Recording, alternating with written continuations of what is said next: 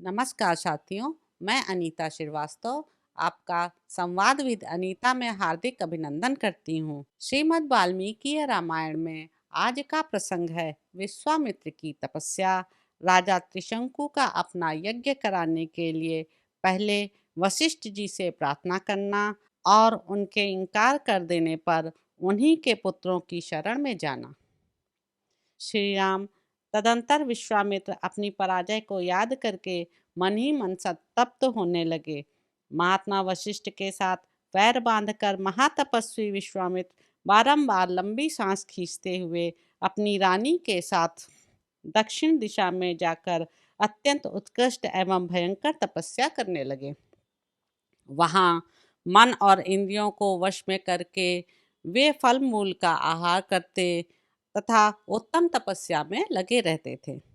वहाँ उनके हविष्पंद, मधुष्पंद, दृढ़ नेत्र और महारथ नामक 4 पुत्र उत्पन्न हुए। वे सत्य और धर्म में तत्पर रहने वाले थे। 1000 वर्ष पूरे हो जाने पर लोक पितामह ब्रह्मा जी ने तपस्या के धनी विश्वामित्र को दर्शन देकर मधुर वाणी में कहा, कौशिक नंदन, तुमने तपस्या के द्वारा राजर्षियों के लोकों पर विजय पाई है। इस तपस्या के प्रभाव से हम तुम्हें सच्चा राज ऋषि समझते हैं। यह कहकर संपूर्ण लोकों के स्वामी ब्रह्मा जी देवताओं के साथ स्वर्गलोक में होते हुए ब्रह्मलोक को चले गए। उनकी बात सुनकर विश्वामित्र का मुख लज्जा से झुक गया। वे बड़े दुख से व्यथित हो दीनतापूर्वक मन ही मन यूं कहने लगे, अहो, मैंने इतना बड़ा तप किया तो भी ऋषियों सहित संपूर्ण देवता मुझे राजऋषि ही समझते हैं। मालूम होता है इस तपस्या का कोई फल नहीं हुआ है। श्री राम मन में ऐसा सोचकर अपने मन को वश में रखने वाले महातपस्वी धर्मात्मा विश्वामित्र पुनः भारी तपस्या में लग गए। इसी समय इक्ष्वाकु कुल की कीर्ति बढ़ाने वाले एक सत्यवादी और जितेंद्रिय राजा राज्य करते थे। उनका नाम था त्रिशंकु। रघुनंदन, उनके मन में यह विचार हुआ कि मैं ऐसा कोई यज्ञ करूं जिससे अपने इस शरीर के साथ ही देवताओं की परम गति स्वर्गलोक को जा पहुंचूं। तब उन्होंने वशिष्ठ जी को बुलाकर अपना यह विचार उन्हें कह सुनाया। महात्मा वशिष्ठ ने उन्हें बताया कि ऐसा होना असंभव है। जब वशिष्ठ ने उन्हें कोरा उत्तर दे दिया, तब वे राजा उस कर्म सिद्धि के लिए दक्षिण दिशा में उन्हीं के पुत्रों के पास चले गए। वशिष्ठ जी के पुत्र जहाँ दीर्घकाल से तपस्या में प्रवृत्त होकर तप करते थे, उस स्थान पर पहुंचकर महातेजस्वी त्रिशंकु ने देखा कि मन को वश में रखने वाले वे 100 परम तेजस्वी वशिष्ठ कुमार तपस्या में संलग्न हैं।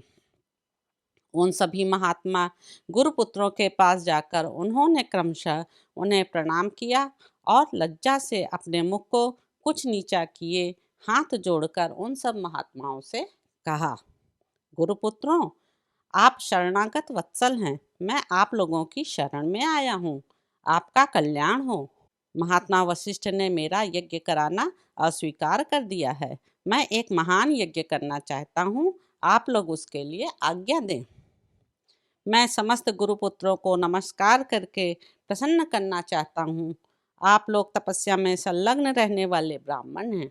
मैं आपके चरणों में मस्तक रखकर यह याचना करता हूँ कि आप लोग एकाग्रचित्त हो मुझसे मेरी अभीष्ट सिद्धि के लिए ऐसा कोई यज्ञ करावें जिससे मैं इस शरीर के साथ ही देवलोक में जा सकूं। तपोधनो महात्मा वशिष्ठ के अस्वीकार कर देने पर अब मैं अपने लिए समस्त गुरुपुत्रों की शरण में जाने के सिवा दूसरी कोई गति नहीं देखता। समस्त इक्ष्वाकु वंशियों के लिए पुरोहित वशिष्ठ जी ही परम गति हैं। उनके बाद आप सब लोग ही मेरे परम देवता हैं। तो साथियों, इस प्रकार बालकांड में निहित 57वां सर्ग यहाँ पर समाप्त होता है। यदि आपको इसमें रुचि आ रही है तो मेरे YouTube चैनल संवाद विद अनीता को लाइक करें, शेयर करें, सब्सक्राइब करें। धन्यवाद दोस्तों।